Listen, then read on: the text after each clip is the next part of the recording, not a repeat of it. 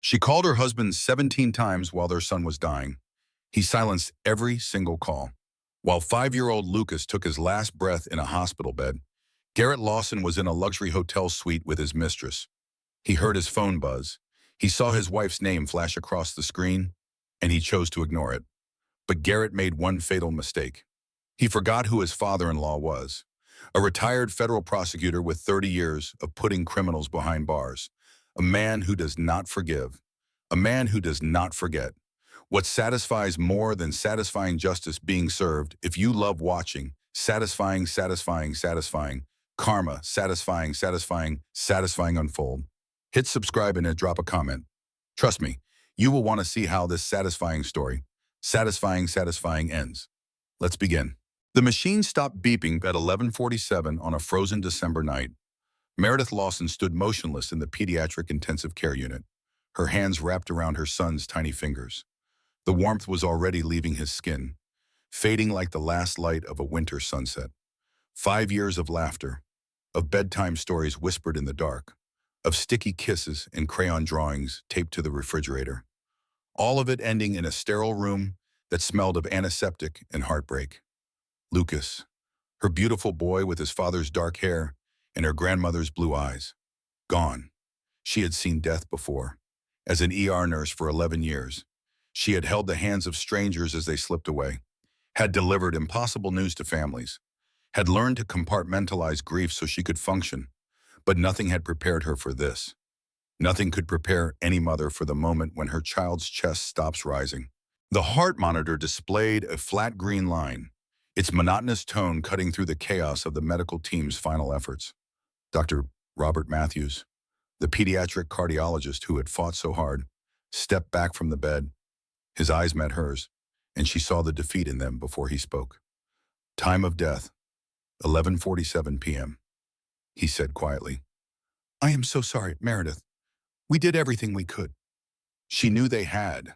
She had watched them work, had used her own training to assist, had pushed medications and performed chest compressions on her own son because standing idle would have killed her. Lucas's asthma attack had escalated into cardiac distress so quickly. His small heart, already weakened by a condition they had managed for 3 years, simply could not take the strain.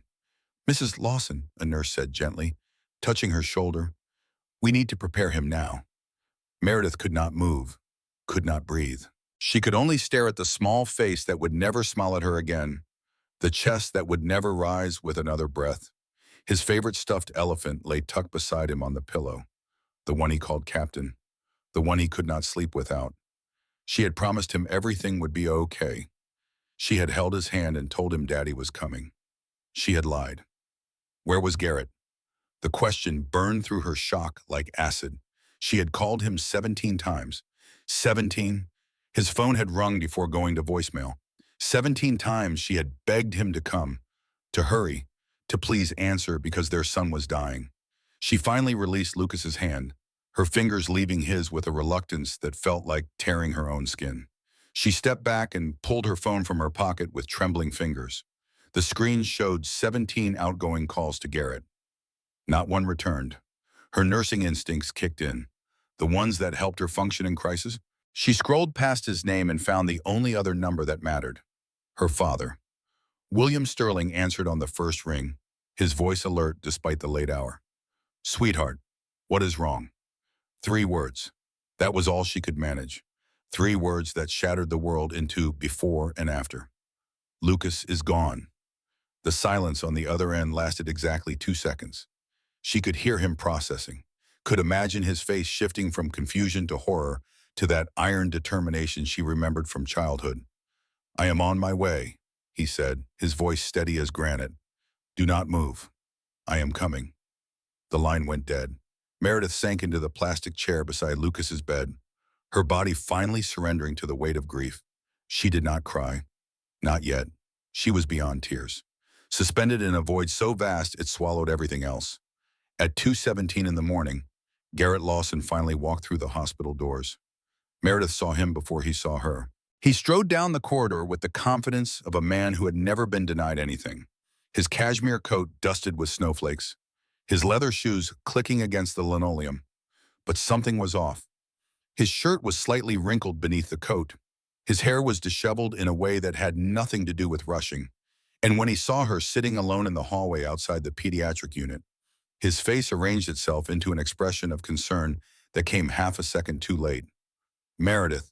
His voice was carefully modulated, the tone of a man who had practiced sincerity until it became indistinguishable from the real thing. What happened? My phone died and I just got your messages. I came as fast as I could.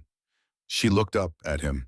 This man she had married 6 years ago in a garden full of white roses. This man she had built a life with, a home with, a child with. This man who had not been there when their son took his last breath. Lucas is dead, she said flatly. Garrett's face cycled through emotions that did not quite match the moment. Shock, but delayed. Grief, but shallow. Horror, but performed. All of them slightly off, like an actor who had not rehearsed his lines. What? No, that is not possible. When 3 hours ago, his heart gave out. The asthma attack triggered cardiac arrest. They tried to save him for 45 minutes. He sat down heavily beside her, the chair creaking under his weight. I am so sorry. I should have been here. I should have. Yes, you should have. Behind them, footsteps echoed in the corridor. Measured, deliberate, familiar. Meredith turned to see her father approaching. William Sterling was 68 years old, his hair silver-brown, his face lined with age. He had retired from a distinguished career as a federal prosecutor, 30 years of putting criminals behind bars. His movements were slower now, but his eyes were sharp as ever. And when they landed on Garrett, something dangerous flickered in their depths. William did not speak. He simply looked at Garrett's rumpled collar, the faint smudge of lipstick on his cuff that Garrett had not noticed, the guilt that hung around him like cheap cologne. Then he gathered his daughter into his arms and held her while she finally began to cry. Garrett watched them, his expression carefully blank. He had never liked his father-in-law. Too intrusive. He always said, too controlling. He does not trust me. Perhaps William had been right not to trust him, but Garrett had no idea that the nightmare had already begun. No idea that the man holding his broken wife was already calculating, already planning, already preparing to dismantle everything Garrett had built. The war started that night in the fluorescent hell of a hospital corridor, over the body of a 5-year-old boy who deserved so much more than the father he was given. The funeral was held on a gray Tuesday morning, the sky heavy with clouds that could not decide whether to snow or weep. St. Michael's Church filled with mourners, colleagues from the hospital where Meredith worked, neighbors from Beacon Hill, Garrett's business associates in their expensive black suits. The small white casket sat at the front of the sanctuary, covered in white roses, impossibly tiny against the vast emptiness of death. Meredith stood between her father and her husband, dressed in black, her face a mask of controlled grief. She had not slept in 4 days. Every time she closed her eyes, she saw Lucas's face. Every time silence fell, she heard the flatline. Garrett played the role of devastated father with practiced ease. He shook hands with mourners, accepting their condolences with appropriately moist eyes. He delivered a eulogy that brought tears to strangers' eyes, his voice cracking at precisely the right moments, his grief perfectly calibrated for public consumption. Lucas loved dinosaurs, Garrett said from the pulpit, his voice thick with emotion. He would spend hours making roaring sounds, stomping around the house, pretending to be a T-Rex. And every night, without fail, he would look up at me with those big blue eyes and say, I love you, Daddy. Meredith listened and wondered if any of it was real, wondered if Garrett had ever truly seen their son, or if Lucas had always been just another prop in the performance of a perfect life. She noticed Garrett check his watch, twice during the burial. She noticed him receive a text message and almost smile before catching himself. At the cemetery, snow began to fall softly on the small casket as it was lowered into the frozen ground. Meredith threw a single white rose into the grave, her hand trembling. Goodbye, my sweet boy, she whispered. Mommy loves you forever. Garrett stood beside her, his arm around her waist like a prop rather than a partner. When the service ended, he checked his watch again. Back at the Beacon Hill townhouse, friends and family gathered to offer comfort, filling the elegant rooms with quiet conversation and catered food. Meredith moved through them like a ghost, accepting embraces she could not feel, responding to words she could not hear. Her best friend since college, Brooke Chambers, found her in the kitchen, staring out the window at the snow-covered garden where Lucas used to play. "How are you holding up?" Brooke asked, her voice soft with concern. She was a beautiful woman, 33, with auburn hair and kind eyes. She had been Meredith's confidant for 15 years, the one person besides William whom Meredith trusted completely. "I do not know how to answer that," Meredith said. "I feel like someone hollowed me out and forgot to put anything back." Brooke wrapped an arm around her shoulders. "Whatever you need, I am here. Day or night, you know that, right?" "I know." Finally, the last guest departed. The caterers cleaned and left. Silence fell over the house like a shroud. Garrett loosened his tie and reached for his coat. "I need to go into the office," he announced, already moving toward the door. "There is a deal closing, and I cannot miss it." Meredith stared at him. "We just buried our son, and I am handling it the only way I know how. Working." He shrugged on his cashmere coat, adjusting the collar in the hallway mirror. "I will be back late. Do not wait up." He was out the door before she could respond. Something shifted inside Meredith at that moment. Something small but significant, like a hairline crack in a dam. She did not cry. She did not scream. She simply made a decision. She grabbed her coat and followed him. Garrett's Mercedes pulled out of the driveway and headed toward downtown Boston. Meredith followed at a distance in her own car, her heart pounding against her ribs. She expected him to turn toward the financial district, toward the gleaming tower where Whitmore Capital occupied 3 floors. Instead, he turned toward the harbor, toward the Pemberton Hotel. She parked across the street and watched him hand his keys to the valet, watched him stride through the lobby doors with the confidence of a man who had done this many times before. She waited 5 minutes, then entered the lobby herself. The concierge barely glanced at her as she walked past, her funeral dress making her invisible. Just another mourner seeking a quiet drink. She found a seat in the bar with a clear view of the elevator bank. At 7:43, Garrett emerged from the elevator with a woman, Merciles. She was young, early 30s, with blonde hair swept up in an elegant twist. Her dress was expensive, her jewelry tasteful, her hand resting on Garrett's arm with casual intimacy. They stopped at the elevator bank, and Garrett leaned close to whisper something in her ear. The woman laughed, a bright sound that carried across the lobby. Meredith raised her phone and took photographs. 1, 2, 3. Each click of the camera, a small act of rebellion. The woman kissed Garrett's cheek before stepping into the elevator alone. Garrett watched her go, a smile playing at his lips. Then he turned and walked toward the restaurant, where presumably some actual business awaited. Meredith sat in the bar for another 20 minutes, her hands steady around a glass of water she did not drink. The crack in the dam had widened.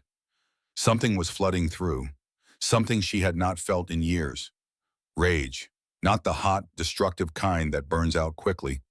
The cold kind, the patient kind, the kind that waits and watches and plans. She drove home through the snow, the photographs burning in her phone like evidence of a crime, which, she supposed, it was. A crime of the heart, a betrayal so complete it made everything else seem small. When she walked through the door, she found William waiting in the living room. "Where did you go?" he asked. "Following Garrett." His eyes sharpened. "And what did you find?" Meredith handed him her phone, open to the photographs. William scrolled through them slowly, his face hardening with each image. "How long have you suspected?" he asked. "Months, maybe longer. I told myself I was imagining things, that I was being paranoid." She sank onto the sofa, suddenly exhausted. "I was so stupid." "No." William sat beside her, his voice firm. "He made you doubt yourself. That is what men like him do. They make you feel crazy for trusting your instincts." "What do I do now?" William was quiet for a long moment. When he spoke, his voice was cold as the winter wind outside. "Now we find out exactly who your husband really is, and then we make him pay." 72 hours after the funeral, Meredith sat at her father's kitchen table in Cambridge, surrounded by documents that told the story of her marriage in numbers and lies. William had made calls, old contacts from his prosecution days, people who owed him favors from cases he had worked decades ago, people who knew how to find things that others wanted hidden. A forensic accountant named Margaret Foster had spent 2 days tracing the financial threads of Garrett Lawson's secret life. What she found made Meredith physically ill. "He forged your signature," Margaret explained, spreading documents across the mahogany table like a surgeon laying out instruments. Not just once, not just for the house transfer. She pulled out stack after stack of papers. 3 separate loan applications totaling over $200,000. A second mortgage on the townhouse. Credit accounts opened in your name with balances totaling $93,000. Meredith stared at the papers. Her signature in perfect replicas that she had never written. Her social security number. Her employment information. All of it used without her knowledge or consent. How is this possible? I would have received statements. Notices? He set up a separate mailing address. Margaret said, a P.O. box in Somerville. Everything went there. You never saw any of it. William's jaw tightened. There is more. Margaret pulled out another stack of documents. These ones marked with red flags and highlighted passages. These are insurance records, health insurance, life insurance, coverage for your family. She pointed to a specific line. Garrett allowed Lucas's health insurance policy to lapse 4 months ago. He stopped paying the premiums. He redirected the money to cover his gambling losses. The room seemed to tilt. Meredith gripped the edge of the table to keep from falling. Gambling, online poker, sports betting, horse racing. Margaret's voice was gentle but clinical. According to the records we have obtained, Garrett Lawson owes at least $300,000 to various creditors and gambling platforms. I never knew he gambled. He never mentioned it. I never saw any evidence. They hide it well, Margaret said, especially the ones who come from money, who have reputations to protect. They create separate email accounts, separate phone lines, separate identities. They get very good at compartmentalizing. Meredith looked at her father, her eyes burning with unshed tears. Lucas died without insurance. He died because his father needed to play blackjack. William nodded slowly, his face granite. The night Lucas died, 3 hours before Garrett met his mistress at the hotel, he was at a casino in Atlantic City. He converted $12,000 to chips. He lost it all at a blackjack table. Then he drove to Boston, met the woman at the Pemberton, and turned off his phone.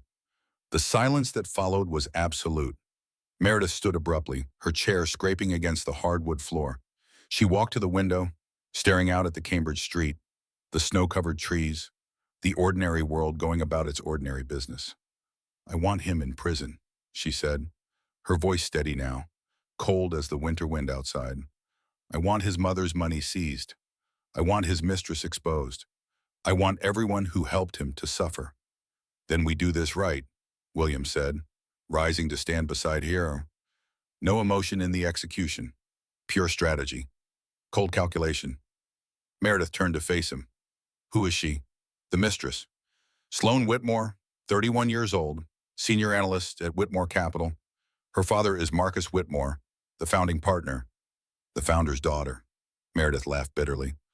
Of course, he always did have expensive taste. There is something else you should know, William said carefully. Sloan is not the first. I found 3 other women, Nicole Brennan in 2016, Cassandra Wells in 2019, another woman who refused to give her name. They all received payments from Eleanor Lawson to sign non-disclosure agreements and disappear. Meredith processed this information, adding it to the mountain of betrayals she had already absorbed. 3 women before her, 3 women silenced, 3 women whose lives Garrett had destroyed and his mother had cleaned up. I want to talk to them, Anna, she said. Nicole and Cassandra, I want to hear their stories. That can be arranged. A knock at the door interrupted them. William's housekeeper appeared in the doorway. Mr. Sterling, there is a woman here to see Mrs. Lawson. She says her name is Brooke Chambers. Meredith felt a rush of relief. Brooke, her best friend, the one person she could trust completely. Send her in. Brooke entered the room moments later, her face drawn with concern. She crossed immediately to Meredith and pulled her into a tight embrace. I came as soon as I could, Brooke said. I have been so worried about you. You have not been answering your phone. I have been busy. Brooke glanced around the room, taking in the documents spread across the table. The stacks of evidence. William's grim expression. What is all this evidence? Meredith said. Against Garrett. Evidence of what? Meredith told her everything. The affair, the gambling, the forged signatures, the insurance cancellation, all of it. Brooke listened with appropriate horror, her hand pressed to her mouth, her eyes wide with shock. Oh my God, she whispered. Meredith, I had no idea. I am so sorry. No one knew. He was very good at hiding it. What are you going to do? Meredith looked at her father, then back at Brooke. We are going to destroy him. Brooke nodded slowly, her expression resolute. Whatever you need, I am here for you. Always. That night, after Brooke left, Meredith lay awake in the guest room of her father's house. She replayed the conversation in her mind, searching for something that had felt off. It was nothing she could name. Just a flicker in Brooke's eyes when Meredith mentioned the evidence. Just a moment of hesitation before the appropriate response came. Probably nothing. Meredith told herself. Brooke was her oldest friend, her most trusted confidant, the one person who would never betray her. She closed her eyes and tried to sleep, pushing the doubt away. She would learn soon enough how wrong she was. 2 weeks after the funeral, Meredith walked into the Beacon Hill townhouse for the first time since following Garrett to the hotel. She had been staying at her father's Cambridge home, gathering evidence, making plans, building a case so airtight that even Eleanor Lawson's money could not pry it open. But tonight she needed something from the house. Documents, Garrett's personal files, the financial records he thought were hidden in the safe behind the painting in his study. She knew the combination. She had known it for years. Garrett had told her once, early in their marriage, when he still believed she was too naive to understand what she was seeing. He had never changed it. The house was dark when she arrived, Garrett's Mercedes absent from the driveway. She let herself in with her key, moving quietly through the rooms she had once called home. Every surface held a memory. Lucas's handprints on the window glass, his toy dinosaurs still scattered across the living room floor, his rain boots by the door, waiting for feet that would never fill them again.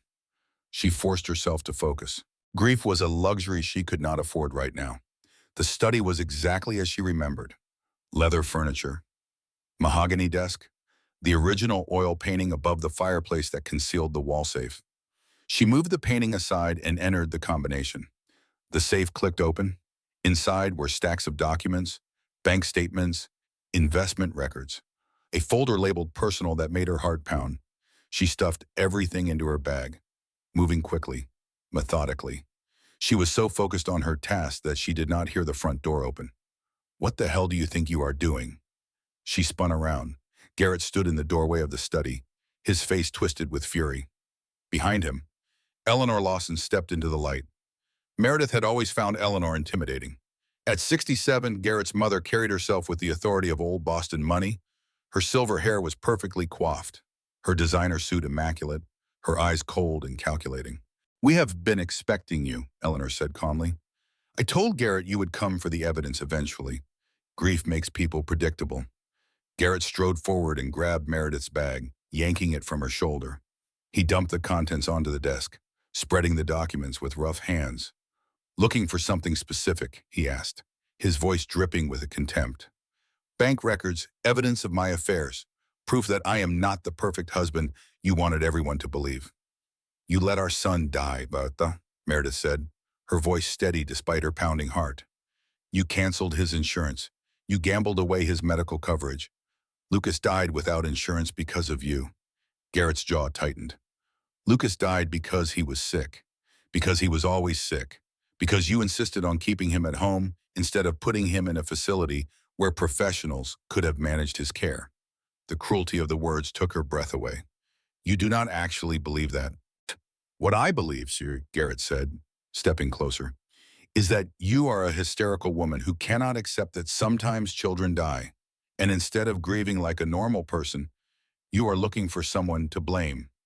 Eleanor moved to stand beside her pum, united front against the enemy. Meredith, dear, I understand you are in pain. We all are. Lucas was my grandson. But this, she gestured at the scattered documents. This will not bring him back. It will only destroy what is left of your family. There is no family left to destroy. There is just me and him. And the truth about what he did. Eleanor's expression hardened. The truth is whatever we say it is, and I have the resources to make sure my version is the only one that matters. She pulled a folder from her designer handbag and laid it on the desk. Everything is in Garrett's name, Eleanor said. The house, the investment accounts, the retirement funds. You signed transfer documents 18 months ago. I have the originals, properly witnessed and notarized. Meredith felt ice spread through her veins. I never signed any transfer documents. Of course you did, Eleanor smiled coldly. You were tired from a double shift at the hospital. Lucas had been sick all week.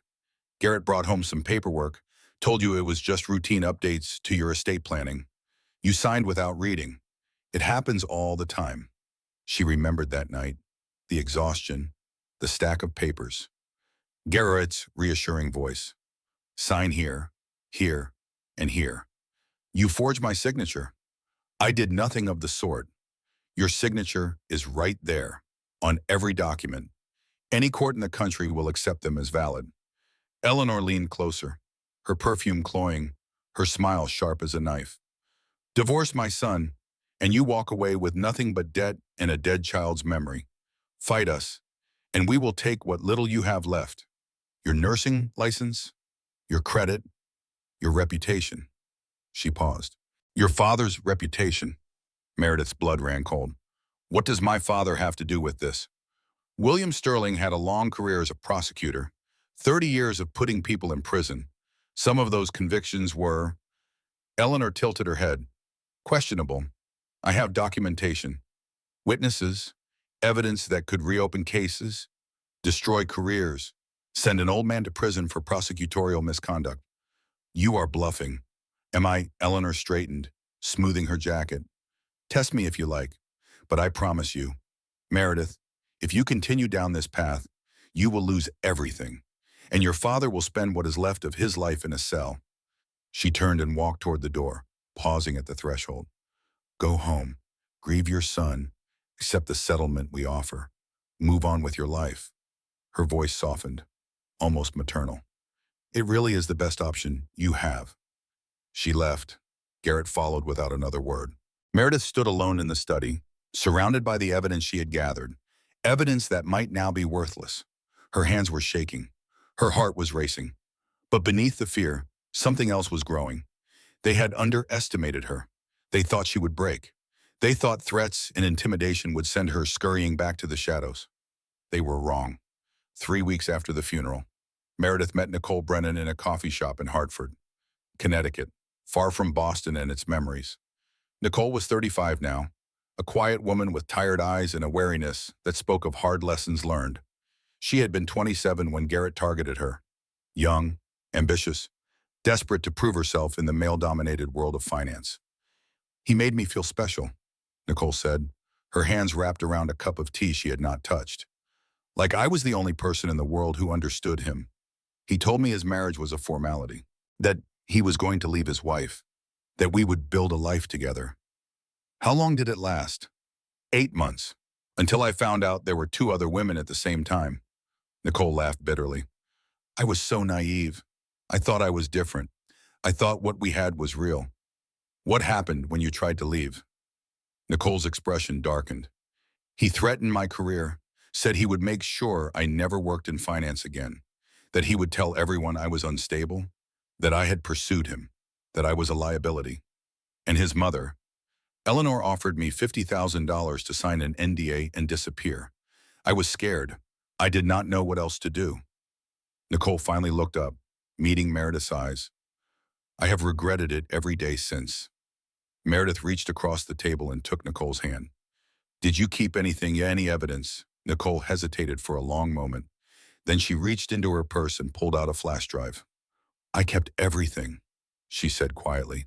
Emails, text messages, photographs, financial records that Garrett was stupid enough to share with me when he was trying to impress me. She pressed the drive into Meredith's palm. I have been waiting 8 years for someone brave enough to use it. The evidence on Nicole's flash drive changed everything, combined with what Margaret Foster had already gathered. It painted a devastating picture of Garrett Lawson's criminal behavior. Forgery, fraud, money laundering through Eleanor's offshore accounts, tax evasion, a pattern of predatory behavior stretching back nearly a decade. Meredith met with the district attorney's office. Richard Sullivan, the prosecutor assigned to review her case, was a serious man in his 50s with a reputation for pursuing white-collar criminals. "This is compelling," Sullivan said, reviewing the documents spread across his desk. "The forgery charges alone could put him away for years. Add the financial crimes, the pattern of harassment, the testimony from multiple victims." He looked up at Meredith. "We can build a case." For the first time since Lucas's death, Meredith felt something like hope. She called Brooke to share the news, meeting her at a wine bar near their old neighborhood. Brooke listened with appropriate excitement, asking questions about the evidence, the timeline, the prosecution's strategy.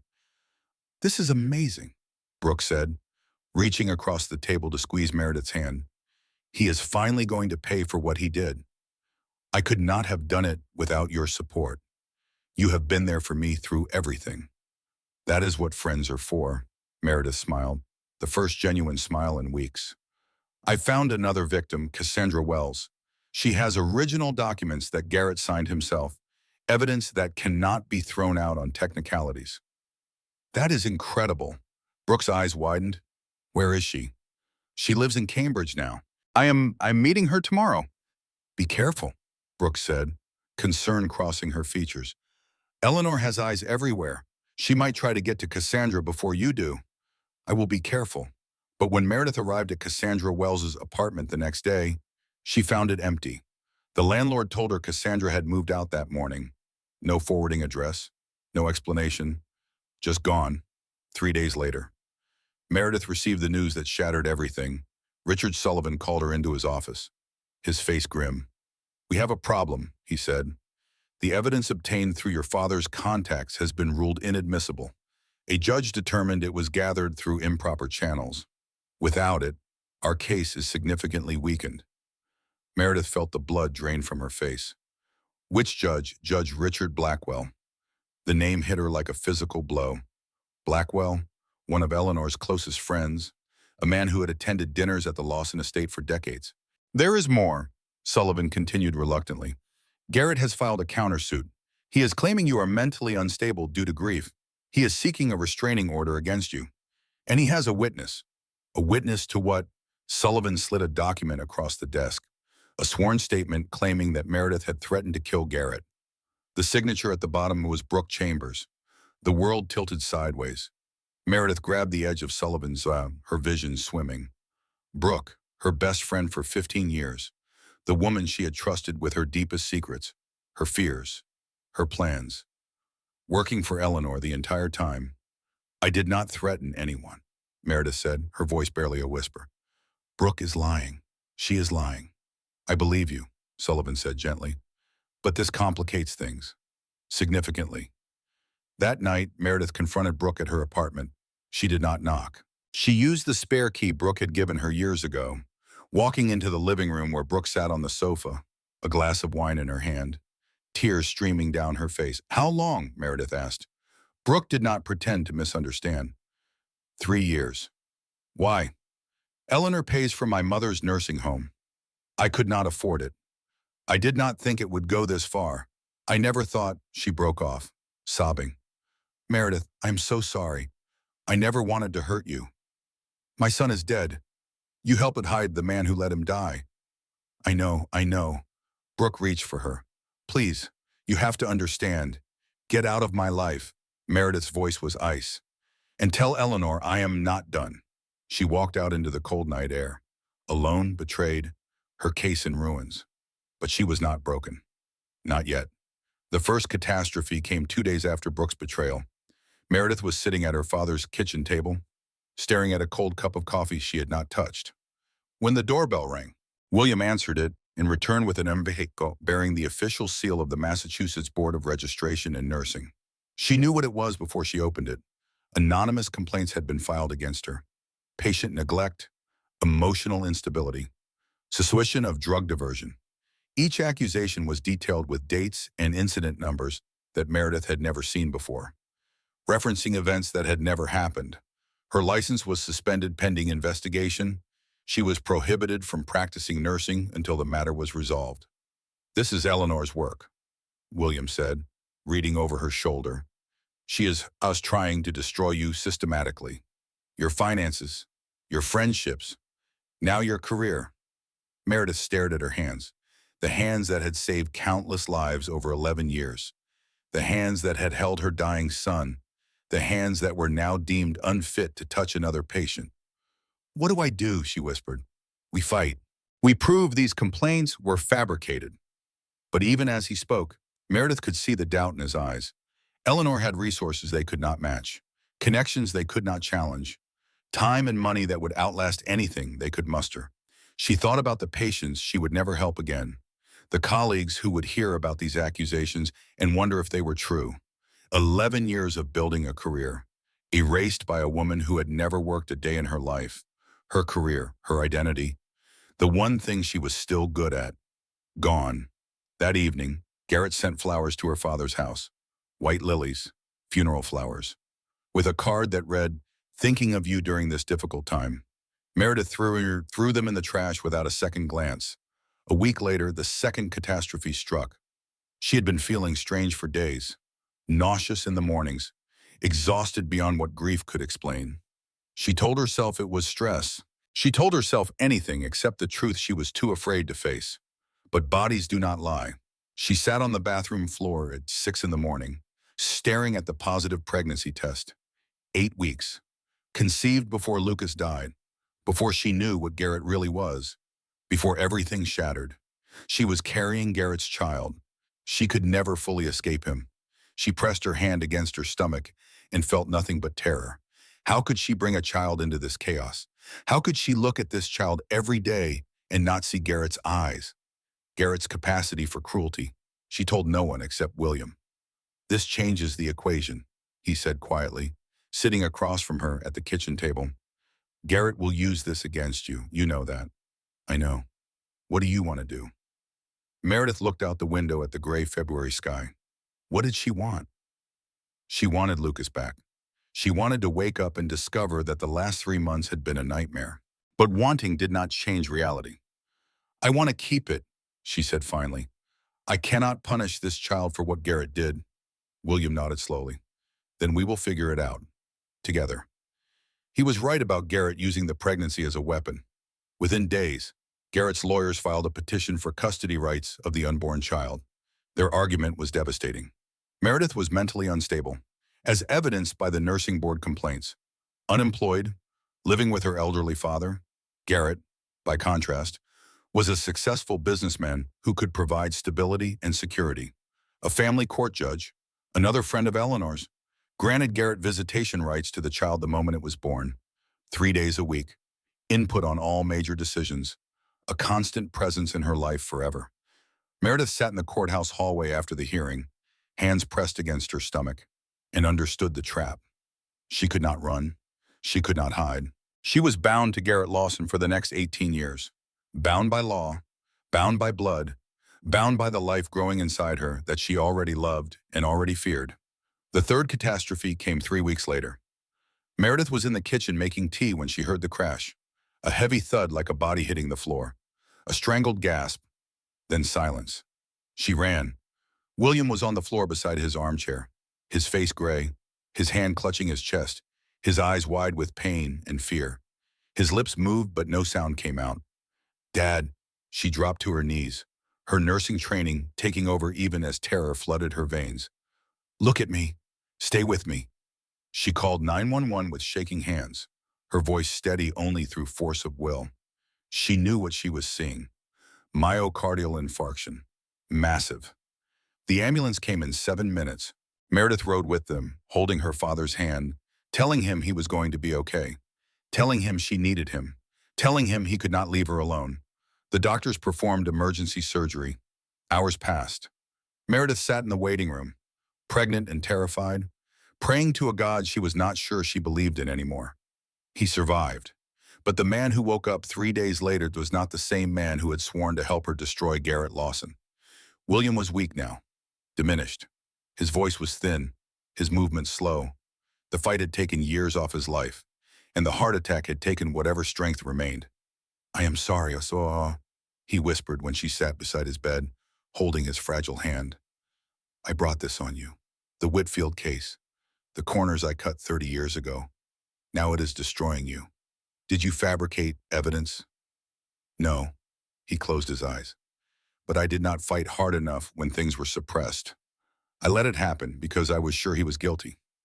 A tear slipped down his weathered cheek. That is enough for them to twist. Meredith looked at her father, this man who had always been her rock, her protector. He was old now, broken, unable to continue the fight he had started. She was truly alone. That night, she sat in Lucas's room, holding Captain the Elephant, speaking to her son in the darkness. I tried, baby. I tried so hard, but they have everything. Money, power, judges, even my friends. She pressed her face into the soft fur, breathing in the faint scent of Lucas that still lingered. What am I supposed to do now? The house was silent. Her father was in the hospital. Garrett was free. Eleanor was triumphant. Everything she had fought for was ashes. But even as despair threatened to swallow her whole, something stirred inside. Not the baby. Something deeper. Something harder. Something that refused to, even when everything else had been taken. If she could not fight them in the courts, she would fight them in public. If she could not defeat them with evidence, she would defeat them with truth. If she could not win through power, she would win through exposure. But first, she needed an ally. Someone close to Garrett. Someone who knew his secrets. Someone who had nothing left to lose. Someone like his mistress. Finding Sloane Whitmore was not difficult. Finding the courage to approach her was another matter entirely. Meredith waited outside Whitmore Capital's headquarters on a cold February evening, her breath fogging in the air, her hands buried in her coat pockets. She was 5 months pregnant now, her belly visible beneath her winter coat. The baby kicked occasionally, a reminder that life continued even when everything else was falling apart. Sloane emerged from the building at 6:45, her blonde hair gleaming under the streetlights, her designer coat pristine, her face perfectly made up. She looked like everything Meredith was not, polished, confident, untouched by tragedy. Meredith stepped into her path. Sloane froze, recognition flickering across her features. Mrs. Lawson, I need to talk to you. I have nothing to say to you. Then just listen. Meredith pulled a folder from her bag. I know about Nicole Brennan. I know about Cassandra Wells. I know about the woman who refused to give her name. 3 women before you. 3 women Garrett promised the same things he promises you. 3 women Eleanor paid to disappear. Sloane's expression hardened. I do not know what you are talking about. Yes, you do. Meredith opened the folder, revealing photographs, documents, testimony. Nicole was 27. He told her his marriage was a formality. He told her they would build a life together. 8 months later, he threatened to destroy her career if she did not leave quietly. That is not... Cassandra was 25 out. Same story, same promises, same threats when she became inconvenient. Meredith met Sloane's eyes. You are not special to him. You are not different. You are just next in line. Sloane's composure cracked. Just slightly. Just enough to see the doubt beneath. Why are you telling me this? Because you were with him the night my son died. You heard his phone ring. You saw him silence my calls.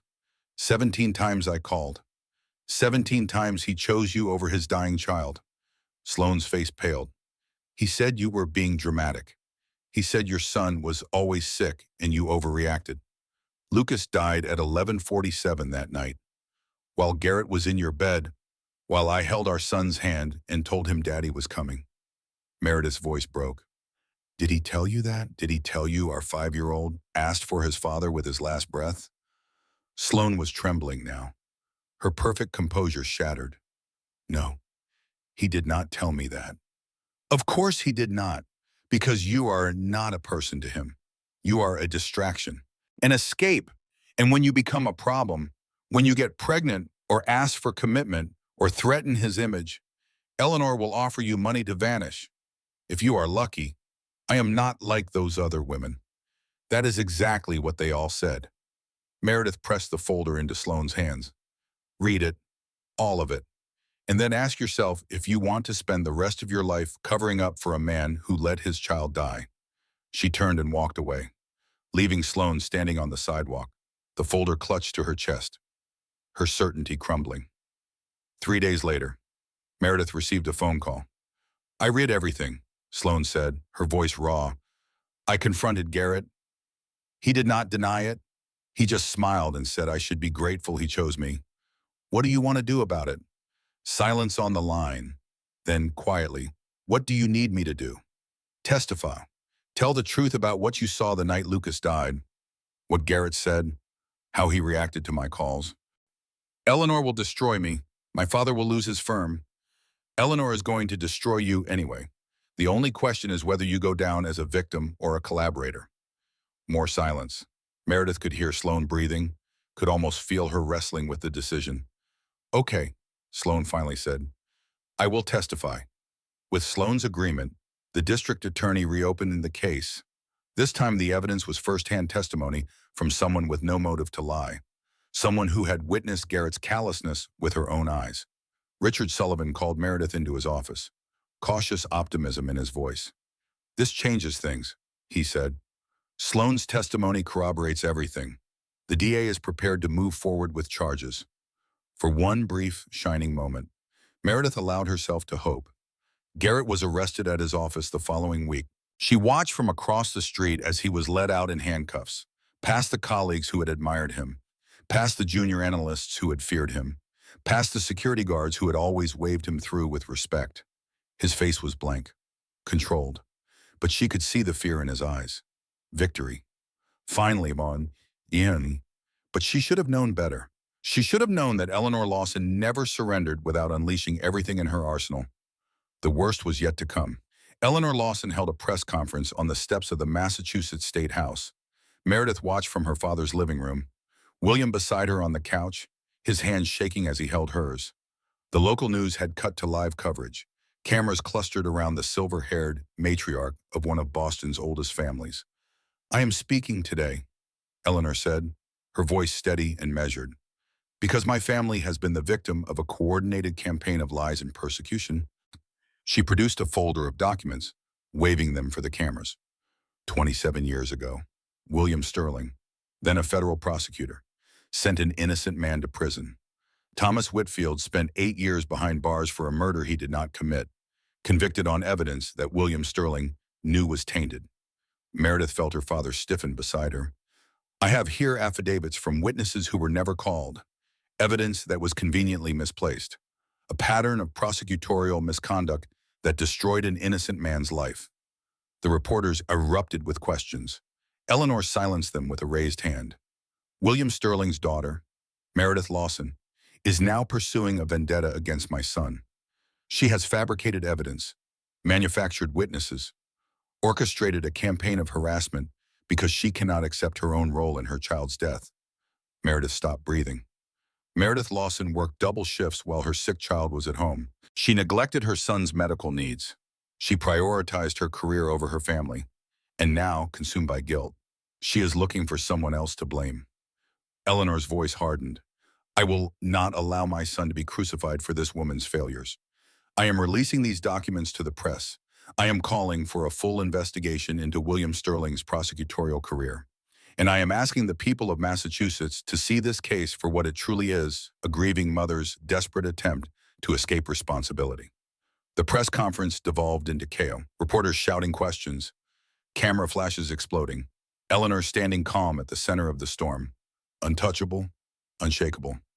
Meredith turned off the television. "Is it true?" she asked her father.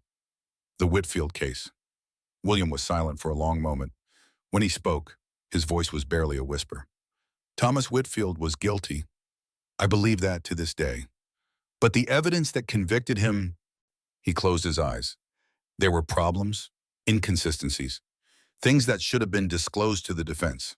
I told myself it did not matter because he was guilty anyway. And now Eleanor has proof. She has enough to muddy the waters, to create doubt, to make everything we have done look like retaliation rather than justice." The fallout was immediate. Garrett was released on bail while prosecutors reviewed the new allegations. The district attorney's office suspended the case pending investigation of William's past conduct.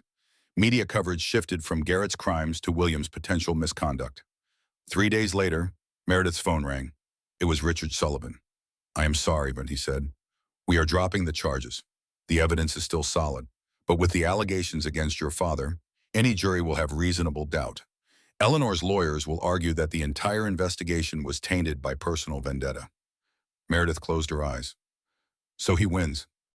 "Not necessarily, but we need something that cannot be connected to your father. Something independent. Something that makes Eleanor's accusations irrelevant." That night, Meredith sat in Lucas's room for the last time. She was 7 months pregnant now. The baby was kicking constantly, a life insisting on being acknowledged even as death surrounded her.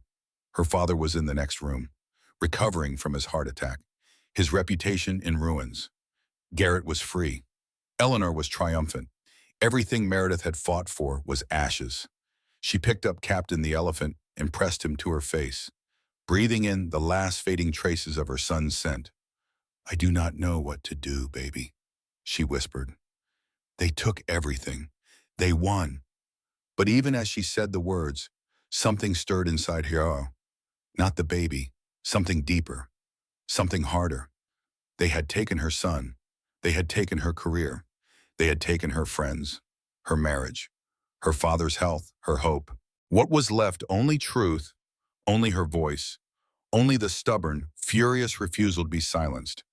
If the courts would not give her justice, she would find another way. Meredith posted the video at midnight on a Tuesday. She did not use professional equipment. She did not hire a publicist. She simply sat in Lucas's room, 7 months pregnant, holding Captain the elephant, and told the truth. "My name is Meredith Lawson. 3 months ago, my 5-year-old son died of cardiac arrest while his father was with his mistress." She spoke for 23 minutes. She told everything: the 17 calls, the insurance cancellation, the gambling, the forged signatures, the 3 women before her, Brooke's betrayal, Eleanor's cover-ups, her father's past mistakes and why Eleanor was using them. She did not ask for sympathy. She did not cry. She simply laid out the facts, document by document, date by date, lie by lie. "I am not asking you to feel sorry for me, she said, looking directly into the camera. "I am asking you to see the truth. I am asking you to understand what happens when wealthy men face no consequences, when powerful families buy silence, when the courts fail and the media looks away." She held up Captain, the stuffed elephant Lucas had loved so much. "My son asked for his daddy before he died. His daddy did not come. His daddy was in a hotel room with another woman. His daddy heard my calls and chose to ignore them." She paused, composing herself. "If Garrett Lawson hurt you, if Eleanor Lawson paid you to be silent, if you have any evidence, come forward. Not for me, for every woman who comes after me, for every child who deserves a father who cares." She posted the video to every social media platform she could access. Then she waited. By morning, the video had been viewed 200,000 times. By afternoon, it had crossed 1 million. By evening, it was national news. 4 more women came forward within 48 hours. Women Meredith had never heard of. Women Eleanor had missed. Women who had kept their silence for years because they believed no one would listen. Then 7, then 12. Former employees at Whitmore Capital leaked documents proving the firm knew about Garrett's behavior and covered it up. Journalists who had been threatened by Eleanor's lawyers suddenly found their courage. Witnesses who had signed NDAs decided the settlements were not worth their silence. The FBI opened an investigation into Eleanor's offshore accounts. The Internal Revenue Service began auditing the Lawson family finances.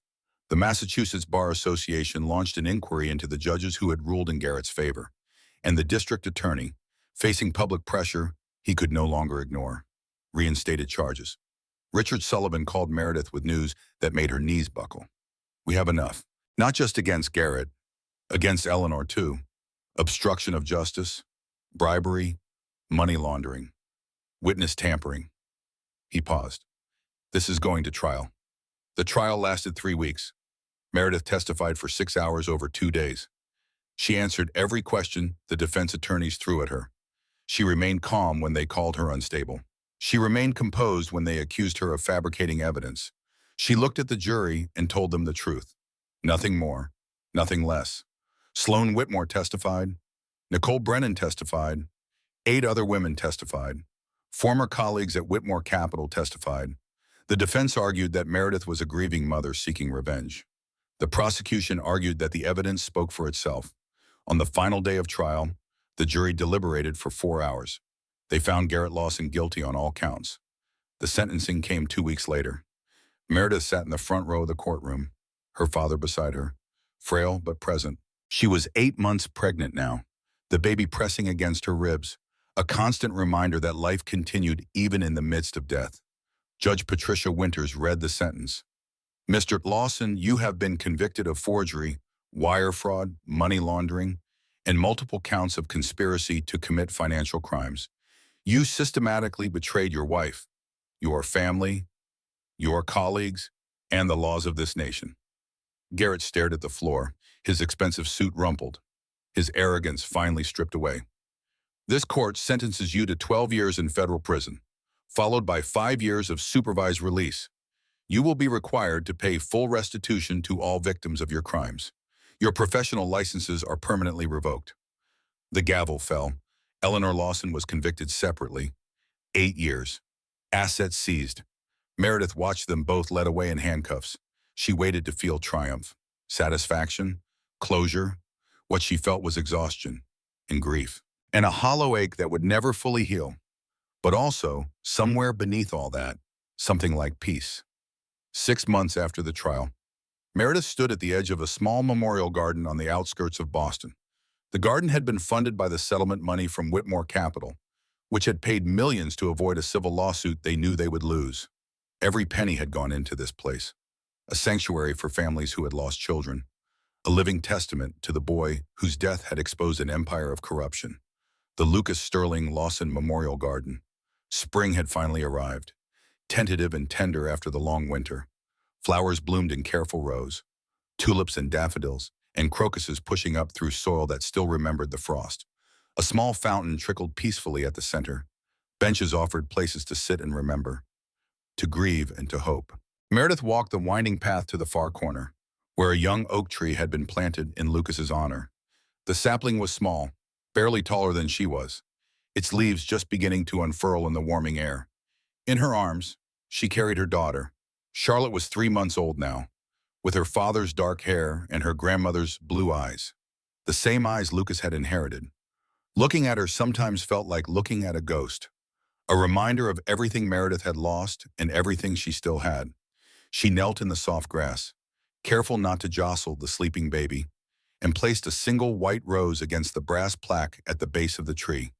Lucas James Lawson, 5 years of laughter, forever in our hearts. I brought your sister to meet you. Baby, she whispered. Her name is Charlotte. I did not name her after anyone. I wanted her to have a fresh start, a name without history or expectation. Charlotte stirred in her arms, making soft sounds. Meredith adjusted her hold, rocking gently. Your grandpa is here too. He is better now. Slower than he used to be, Fanny, and he uses a cane, but he is still fighting. I think he always will be. She looked up at the tree, its branches reaching toward the sky. They are in prison now, both of them. Your father and your grandmother. They will be there for a long time. I do not know if that makes things right. Nothing could ever make things right, but at least they cannot hurt anyone else. A footstep behind her. She turned to see William approaching, leaning on his cane, moving slowly but steadily across the grass. He looked older than his 68 years. The trial had aged him. The heart attack had weakened him. But he was here, alive, present. Beautiful day, he said, settling onto the bench near the tree. It is. He was quiet for a moment, watching his daughter and granddaughter in the dappled sunlight. I got a call from the foundation this morning, he said. They want you to speak at the national conference next month. Share your story with healthcare professionals, legislators, families. Help them understand what is at stake when insurance lapses or medical coverage fails. Meredith considered this. 6 months ago, she could not have imagined speaking publicly about anything. Now she had done it dozens of times. Her video had been viewed over 40 million times. Her testimony had changed laws. Her story had inspired other women to come forward. other families to fight back. I will think about it. There is also a reporter from the Boston Globe. She wants to write a book about the case, a full account, everything that happened. What did you tell her? I told her it was your story to tell, not mine. Meredith looked down at Charlotte, who had woken and was gazing up at her with curious eyes. So young, so innocent, so unaware of the darkness that had brought her into the world. Do you regret any of it? William asked. The fight, the exposure, everything we lost. Meredith thought about the question, really thought about it. I regret that Lucas died, she said finally. I regret that I did not see Garrett for who he was sooner. I regret trusting Brooke. I regret every day that I cannot have back with my son. She paused, watching a butterfly drift past, landing briefly on the rose she had placed at Lucas's tree. But the fight, the exposure, no, I do not regret that. Lucas deserved better than a father who let him die. The women Garrett hurt deserved to be heard.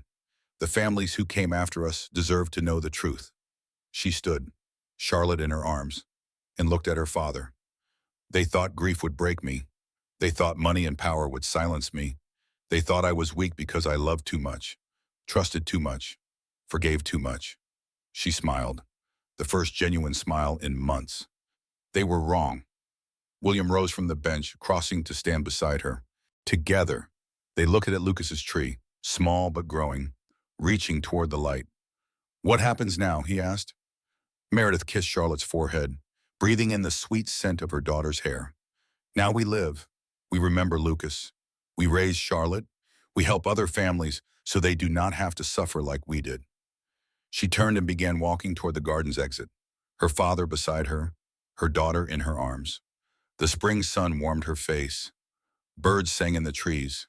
Life continued, as it always did, carrying the weight of grief and the promise of tomorrow. At the garden's entrance, she paused and looked back one more time at the little oak tree stretching its branches toward the sky. I will never be whole again, she said quietly. That wound will never close. But I am still here, and I made sure the man who let my son die will spend the rest of his best years in a cell, thinking about what he lost. She took a deep breath. Some people call that revenge. I call it justice. She walked through the gates and into the sunlight, carrying her daughter toward whatever came next. Behind her, Lucas's tree stood tall against the spring sky, its leaves rustling in the gentle breeze, its roots growing deeper with each passing day. Just like his mother,